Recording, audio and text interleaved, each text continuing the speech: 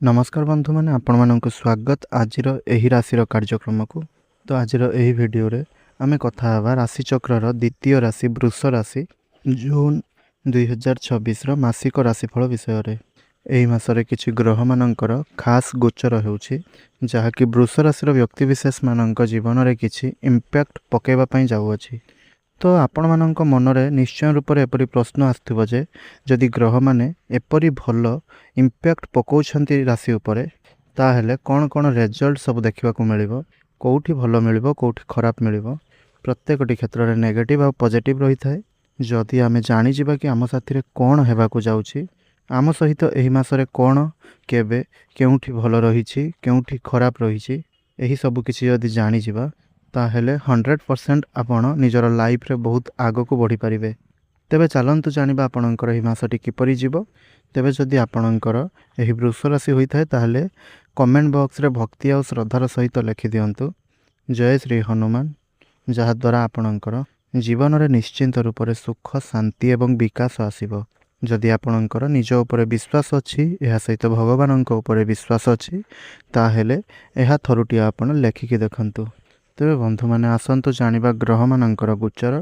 तो चलित एही मासरे जून 2 तारिख रे देवगुरु बृहस्पतिंकर चलन हेउछि आपणकर थर्ड हाउस को गोचर हेउछि। एहा एक महान गोचर अटे।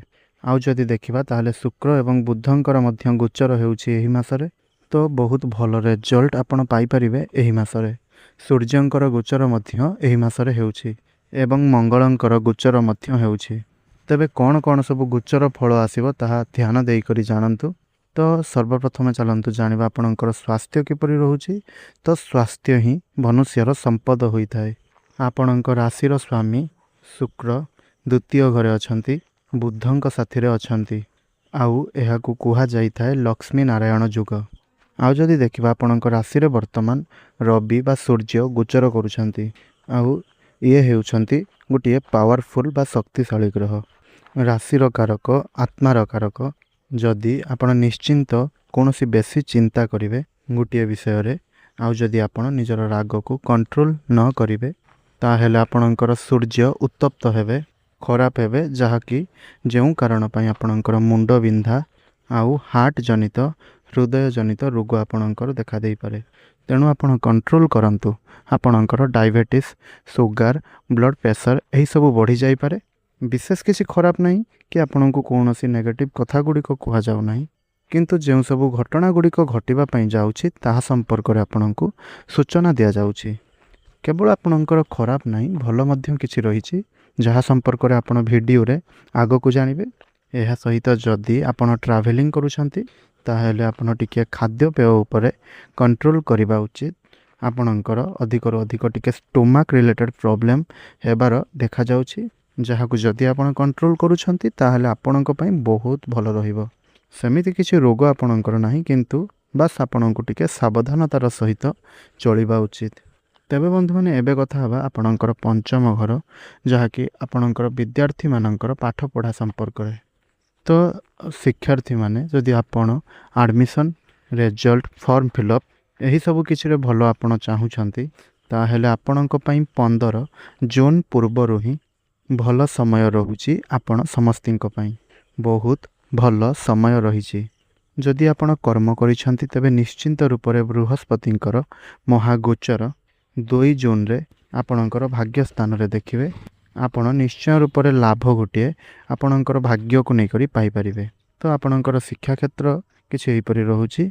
हेले आपणकर लव लाइफ विषय रे कथा हेले तो प्रेमी जुगल मानकर जदि आपणकर पार्टनर का साथी रे आपणकर झगड़ा होइतला ताहेले एही समय रे आपणकर मिसिबार चांस रहिछि।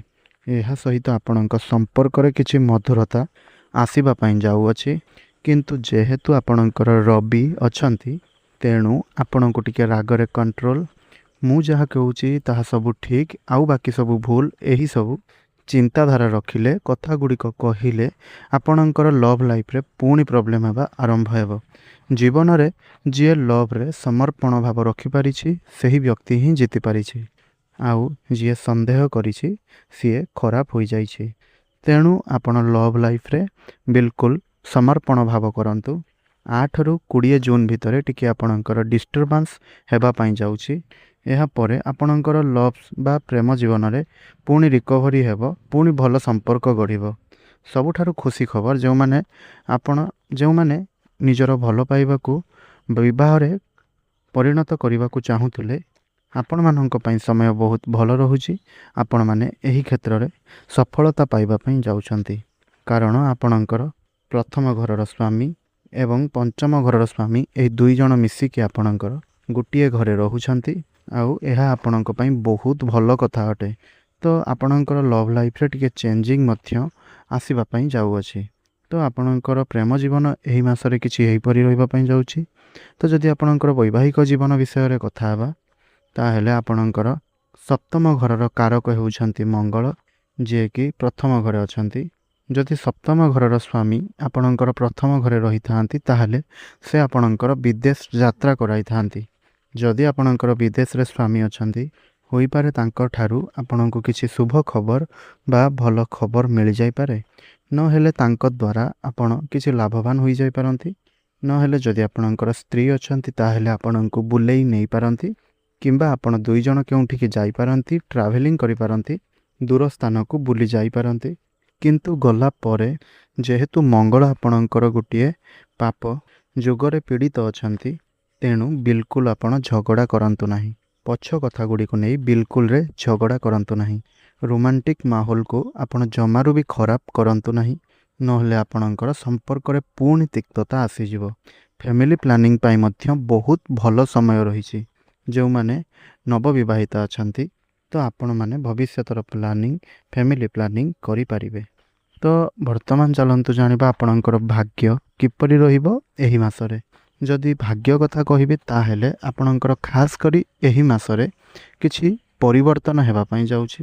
କାରଣ ଭାଗ୍ୟରେ ଆପଣ ଲାଭ ସ୍ଥାନରେ ଶନି ଅଛନ୍ତି, ତେଣୁ କିଛି ଲାଭ ପାଇପାରନ୍ତି, ଇଚ୍ଛା ପୂର୍ତ୍ତି କରିପାରନ୍ତି, କିଛି ନୂଆ ଆଚିଭମେଣ୍ଟ କରିପାରନ୍ତି, କିଛି ପରିବର୍ତ୍ତନ ଆଣିପାରନ୍ତି ଶନି। ବାସ୍ ଯାହା ବି କିଛି କରନ୍ତି ସେ ବହୁତ ସ୍ଲୋରେ କରନ୍ତି। ପ୍ରତ୍ୟେକ କାମରେ ଯଦି ଆପଣ ନିଜର ଆଫର୍ଟସ୍ ଟିକେ ଅଧିକା ଲଗାଉଛନ୍ତି, ବେଶୀ ଟିକେ ପରିଶ୍ରମ ଆପଣ କରୁଛନ୍ତି, ତାହେଲେ ଆପଣମାନଙ୍କର ଭାଗ୍ୟ ଆପଣଙ୍କୁ 100% ସପୋର୍ଟ କରିବ, ଯାହାକି ଆପଣଙ୍କ ପାଇଁ ବହୁତ ବଢ଼ିଆ ରହିଛି। ଏହି ମାସଟି ଆପଣଙ୍କ ପାଇଁ ବହୁତ ଭାଗ୍ୟଶାଳୀ ରହିବା ପାଇଁ ଯାଉଛି। ଲକି ମନ୍ଥ ରହିବା ପାଇଁ ଯାଉଛି, କାହିଁକି ନା 2 ଜୁନ୍କୁ ଦେବଗୁରୁ ବୃହସ୍ପତି ନିଜର ସ୍ଥାନ ପରିବର୍ତ୍ତନ କରୁଛନ୍ତି। ଉଚ୍ଚସ୍ଥ 3rd ହାଉସ୍ରେ ବସିବେ, ଆପଣଙ୍କର କର୍ମସ୍ଥାନକୁ ଆଉ ଲାଭ ସ୍ଥାନକୁ ଦେଖିବେ। ତେଣୁ ଆପଣ ଭାବି ନିଅନ୍ତୁ ଯେ ଦେବଗୁରୁ ବୃହସ୍ପତି ଜୀବନରେ କିଛି ନା କିଛି ଭଲ ଆଣୁଛନ୍ତି। ହେଲେ ଯଦି ଆମେ ଶୋଇକି ସ୍ୱପ୍ନ ଦେଖିବା, ତାହେଲେ କେବେ ବି ପୂରଣ ହେବ ନାହିଁ। ଏହା ପାଇଁ ପରିଶ୍ରମର ଆବଶ୍ୟକତା ବହୁତ ଅଛି, ନିଷ୍ଠା ଏବଂ ସତ୍ୟତାର ଆବଶ୍ୟକତା ବହୁତ ରହିଛି। ବୃଷ ରାଶି, ଆପଣ ଗୋଟିଏ ନୂଆ ଚ୍ୟାଲେଞ୍ଜ ଫେସ୍ କରିବେ। ଯଦି କିଛି ନୂଆ ଚ୍ୟାଲେଞ୍ଜ ଆହୁରି କିଛି କରିବା ପାଇଁ ଚାହୁଁଛନ୍ତି, ତାହେଲେ ସମୟ ଆପଣଙ୍କ ପାଇଁ ବହୁତ ଭଲ ରହିଛି। ଶୁକ୍ର ମଧ୍ୟ ଏବେ ଆପଣଙ୍କର 2ୟ ଘରେ ଅଛନ୍ତି। ଧନର ଆଗମନ ହେବାକୁ ଯାଉଛି। ଆପଣ ସେହି ଧନକୁ କେମିତି ନିଜ ପାଖକୁ ଆଣିବେ, ତାହା ପାଇଁ ମଧ୍ୟ ଆମେ ଭିଡ଼ିଓର ଶେଷରେ ଆପଣଙ୍କୁ କହିବୁ କେମିତି ଆପଣ ନିଜ ପାଖକୁ ଧନକୁ ଆଣିବେ।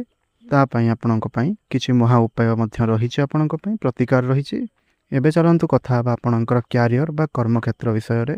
କିପରି ରହୁଛି ଆପଣଙ୍କର କ୍ୟାରିୟର ଏହି ଜୁନ୍ ମାସ 2026ରେ। ଆପଣ ଯାହା ବି କର୍ମକୁ ନେଇକରି ଚିନ୍ତା ରଖିଥିଲେ, ଚେତନା ରଖିଥିଲେ, ଆପଣଙ୍କ ପଛରେ ଯେଉଁମାନେ ପଲିଟିକ୍ସ କରୁଥିଲେ, କାହିଁକିନା କରିବେ, ଯେହେତୁ ଆପଣଙ୍କର 10th ହାଉସ୍ରେ ରାହୁ ରହିଛନ୍ତି। ହେଲେ ଚିନ୍ତା କରନ୍ତୁ ନାହିଁ, ସେମାନେ ଆପଣଙ୍କର ସେମିତି କିଛି ବିଶେଷ କ୍ଷତି କରିପାରିବେ ନାହିଁ, କାହିଁକି ନା ବୃହସ୍ପତିଙ୍କର ଦୃଷ୍ଟି ଶନିଙ୍କ ଉପରେ ରହୁଛି। ଗୁରୁ ବୃହସ୍ପତି ଏବଂ ଶନି ଗୁରୁ ସୌରୀ ଯୁଗ ବନାଉଛନ୍ତି। ତେଣୁ ଆପଣ ନିଜର ସିନିୟର ବସ୍ଙ୍କ କଥା ମାନନ୍ତୁ ଟିକେ, ଦେଖିବେ ଆପଣଙ୍କ ସାଥିରେ ସବୁକିଛି ଭଲ ହେବ। ଯେଉଁମାନେ ମ୍ୟାନେଜମେଣ୍ଟରେ ଅଛନ୍ତି, ଟିଚରସିପ୍ରେ ଅଛନ୍ତି, ଯଦି ଆପଣମାନେ ପିଲାମାନଙ୍କୁ କିଛି ଶିକ୍ଷାଦାନ କରୁଛନ୍ତି, ତାହେଲେ ବହୁତ ଭଲ ରହିଛି। ଯଦି ଜବ୍ ରିଲେଟେଡ଼୍ କିଛି କରିବାକୁ ଚାହୁଁଛନ୍ତି, ତାହେଲେ କରିପାରନ୍ତି। ରାହୁ ଅଛନ୍ତି ଆପଣଙ୍କର 11th ହାଉସ୍ରେ, ଏକାଦଶ ଘରେ, ଯାହାକି ଛାୟା ଗ୍ରହ। ଯଦି ଟେକ୍ନୋଲୋଜିରେ ଅଛନ୍ତି, ଫିଲ୍ମ ମେକିଂରେ ଆପଣ ରହିଛନ୍ତି, ୟୁଟ୍ୟୁବ୍ କରୁଛନ୍ତି ବା କଣ୍ଟେଣ୍ଟ କ୍ରିଏସନ୍ କରୁଛନ୍ତି, ତ ଏହିସବୁ କ୍ଷେତ୍ର ଗୁଡ଼ିକରେ ମଧ୍ୟ ଆପଣଙ୍କର ବହୁତ କିଛି ଡେଭଲପ୍ ହେବା ପାଇଁ ଯାଉଛି। ନୂଆ ନୂଆ ଟେକ୍ନିକ୍ ଶିଖିବେ, ନୂଆ ନୂଆ ଜିନିଷକୁ ଆପଣେଇବେ, ନୂଆ ନୂଆ ଷ୍ଟ୍ରାଟେଜି ଗୁଡ଼ିକ ଆପଣ ଆପଣେଇବେ। ଏହି ସବୁ କିଛି ପାଇଁ ଆପଣଙ୍କର ବହୁତ ଭଲ ରହିପାରିବ। ଆଉ ଯଦି ଆପଣଙ୍କର ବିଜନେସ୍ କହିବି ତାହେଲେ ଯଦି ଆପଣ ଜିମ୍, ସେଲୁନ୍, ପାର୍ଲର ଚଲାଉଛନ୍ତି ତ ଆପଣଙ୍କର ବିଜନେସ୍ 22 ପର୍ଯ୍ୟନ୍ତ ଭଲ ରହିଛି। 22 ଜୁନ୍ ପରେ ଆପଣଙ୍କର ଟିକେ ବିଜନେସ୍ରେ ସ୍ଲୋ ହେବ। ନିଶ୍ଚିନ୍ତ ରୂପରେ ଆପଣ ବିଜନେସ୍ରେ ଗ୍ରୋ କରିବେ ଏବଂ ମାର୍କେଟ କମ୍ପିଟିଟର ଆପଣଙ୍କୁ ହରେଇ ପାରିବେ ନାହିଁ। ଏହା ଥିଲା ଆପଣ ସମସ୍ତଙ୍କ ପାଇଁ ଅତି ସଂକ୍ଷେପରେ ମାସିକ ରାଶିଫଳ ବୃଷ ରାଶି ପାଇଁ ଜୁନ୍ 2026ର ମାସିକ ରାଶିଫଳ। ଆଉ ଏହା ଯେଉଁ ଆମେ ଆପଣଙ୍କୁ କହିଲୁ ଯାହା ବି କିଛି, ଏହା ସବୁକିଛି ଆପଣଙ୍କର ଗୋଚର ହିସାବରେ ଥିଲା, କିନ୍ତୁ ଆପଣଙ୍କର ଜନ୍ମଜାତକ ହିସାବରେ ଅଲଗା କିଛି ମଧ୍ୟ ହୋଇପାରେ। ତେଣୁ ଯଦି ଆପଣ ଏକ୍ଜାକ୍ଟ କ'ଣ ଘଟିବା ପାଇଁ ଯାଉଛି ଜାଣିବା ପାଇଁ ଚାହୁଁଛନ୍ତି ତାହେଲେ କୌଣସି ଜଣେ ଭଲ ପଣ୍ଡିତଙ୍କୁ କିମ୍ବା ଜ୍ୟୋତିଷଙ୍କୁ ନିଜର ଜନ୍ମଜାତକ ଦେଖାନ୍ତୁ। ତ ଚାଲନ୍ତୁ କେଉଁ ଉପାୟ ଗୁଡ଼ିକ କରିବା ଦ୍ୱାରା ଆପଣଙ୍କର ଏହି ମାସଟି ଭଲ ଯିବ ତାହା ସମ୍ପର୍କରେ ଜାଣିବା। ତ ଏଥିପାଇଁ ସର୍ବପ୍ରଥମେ ଆପଣ ନିଜର ମନକୁ ଟିକେ କଣ୍ଟ୍ରୋଲ୍ କରିବା ପାଇଁ ପଡ଼ିବ। ଆପଣ ପ୍ରଥମ ଉପାୟ ଯାହାକି ଆପଣଙ୍କ ପାଇଁ, ଆପଣ ନିଜର ରାଗକୁ କଣ୍ଟ୍ରୋଲ୍ କରନ୍ତୁ, ଯେଉଁଥିପାଇଁ ଆପଣଙ୍କର ଡାଇବେଟିସ୍, ବ୍ଲଡ଼ ପ୍ରେସର ଏହିସବୁ କିଛି ବଢ଼ାଇ ଦେଇପାରନ୍ତି, କାହିଁକି ନା ରବି ଅଛନ୍ତି। ଏହା ସହିତ ଆପଣ ସୂର୍ଯ୍ୟଦେବଙ୍କୁ ଜଳ ଅର୍ପଣ କରନ୍ତୁ। ଆଉ ରବିବାର ଦିନ ନାଲି ମନ୍ଦାରରେ ସୂର୍ଯ୍ୟଦେବଙ୍କର ପୂଜା କରନ୍ତୁ। ଏହି ମାସରେ ଆପଣ କୌଣସି ବି ରବିବାର ଦିନ ଆମିଷ ଭୋଜନ କରନ୍ତୁ ନାହିଁ। ଏହା ସହିତ ପ୍ରଭୁ ଗଣେଶଙ୍କ ନିକଟରେ ଲଡ଼ୁ ଭୋଗ ଲଗାନ୍ତୁ। ଗ୍ରୀନ୍ କଲର୍ର ଡ୍ରେସ୍ ବୁଧବାର ଦିନ ପିନ୍ଧନ୍ତୁ। ବୁଦ୍ଧଙ୍କର ମହାମନ୍ତ୍ର ଜପ କରନ୍ତୁ। ଏହା ସହିତ ପ୍ରଭୁ ଶ୍ରୀ ଗଣେଶଙ୍କର ବୀଜ ମନ୍ତ୍ର ପଢ଼ନ୍ତୁ, ଯାହାଫଳରେ ଆପଣଙ୍କ ଜୀବନରେ ବହୁତ କିଛି ଖୁସି ଆସିବ। ଶନିଙ୍କର ଟିକେ ପ୍ରଭାବ ରହୁଛି, ତେଣୁ ଆପଣ ଶନିବାର ଦିନ ଘରେ ଦୀପ ଜାଳନ୍ତୁ। ଚଉରାରେ ଯେଉଁମାନେ ପାଣି ଦେଉଛନ୍ତି ତ ଆପଣମାନେ ଚଉରା ମୂଳର ମାଟି ଟିକେ ମୁଣ୍ଡରେ ଆଣି ତିଳକ ଭାବରେ ମାରନ୍ତୁ। ଏହା କରିବା ଦ୍ୱାରା ଦେଖିବେ ଆପଣଙ୍କର ପାରିବାରିକ କଳହ କମିଯିବ। ବିଦ୍ୟାର୍ଥୀମାନଙ୍କ ପାଇଁ ଆପଣମାନେ ନିଶ୍ଚିନ୍ତ ରୂପରେ ଗଣେଶଙ୍କର ମନ୍ଦିର ଦର୍ଶନ କରନ୍ତୁ, ଆପଣଙ୍କ ପାଇଁ ବହୁତ ଭଲ ହେବ। ୟୋଗା, ମେଡ଼ିଟେସନ୍ ଇତ୍ୟାଦି କରନ୍ତୁ, ବହୁତ ଭଲ ରହିବ। ଏହା ସହିତ ବିଷ୍ଣୁ ସହସ୍ର ନାମ ପଢ଼ିବା, ହଳଦିଆ ବସ୍ତ୍ର ଗୁରୁବାର ଦିନ ପିନ୍ଧିବା ଏବଂ ଗୁରୁବାର ଦିନ ପାଣିରେ ହଳଦୀ ଦେଇକରି ଗାଧୋଇବା, ଯାହାକି ଆପଣଙ୍କ ପାଇଁ ବହୁତ ଲାଭ ହେବ। ଏବଂ ଶୁକ୍ରଙ୍କ ପାଇଁ ଆପଣ ଏହି ଉପାୟକୁ କରନ୍ତୁ, ଯାହାକି ରୁଟିରେ ଗୁଡ଼ ଗୋଳାଇ କରି ଆପଣ ଗାଈମାନଙ୍କୁ ଖାଇବା ପାଇଁ ଦିଅନ୍ତୁ, ଯାହାକି ଆପଣଙ୍କ ପାଇଁ ବହୁତ ଭଲ ରହିବ। ଏହା ଥିଲା ଆପଣଙ୍କର ମାସିକ ରାଶିଫଳ। ତେବେ ବନ୍ଧୁମାନେ, ଯଦି ଭିଡ଼ିଓଟି ଆପଣଙ୍କୁ ଭଲ ଲାଗିଛି ତାହେଲେ ଭିଡ଼ିଓଟିକୁ ଲାଇକ୍ କରିବେ ଏବଂ ଚ୍ୟାନେଲଟିକୁ ସବସ୍କ୍ରାଇବ୍ କରିବା ସହିତ ପାଖରେ ଆସୁଥିବା ବେଲ୍ ଆଇକନ୍ଟିକୁ ପ୍ରେସ୍ କରିବେ, କାହିଁକି ନା ଆମେ ଯେଉଁ ଭିଡ଼ିଓ ଅପଲୋଡ଼ କରିବୁ କିମ୍ବା ଯାହା ବି କିଛି ଚ୍ୟାନେଲରେ ଆମେ ପୋଷ୍ଟ କରିବୁ ତାହା ଆପଣଙ୍କ ପାଖରେ ସର୍ବପ୍ରଥମେ ପହଞ୍ଚି ପାରିବ। ଏହା ସହିତ ଏହି ଭିଡ଼ିଓଟିକୁ ବୃଷ ରାଶିର ବ୍ୟକ୍ତିବିଶେଷମାନଙ୍କ ସହିତ ସେୟାର ନିଶ୍ଚୟ ରୂପରେ କରିବେ। ତେବେ ବନ୍ଧୁମାନେ, ଆଜିର ଏହି ଭିଡ଼ିଓଟିକୁ ଏଇଠି ରଖୁଛୁ। ପୁଣି କଥା ହେବା ମିଥୁନ ରାଶିର ଜୁନ୍ ମାସର ମାସିକ ରାଶିଫଳ ସମ୍ପର୍କରେ। ସେଥିପାଇଁ ଆମର ଆର ଭିଡ଼ିଓକୁ ଅପେକ୍ଷା କରି ରୁହନ୍ତୁ ଏବଂ ପାଖରେ ଆସୁଥିବା ସବସ୍କ୍ରାଇବ୍ର ବଟନ୍କୁ କ୍ଲିକ୍ କରିଦିଅନ୍ତୁ। ଧନ୍ୟବାଦ।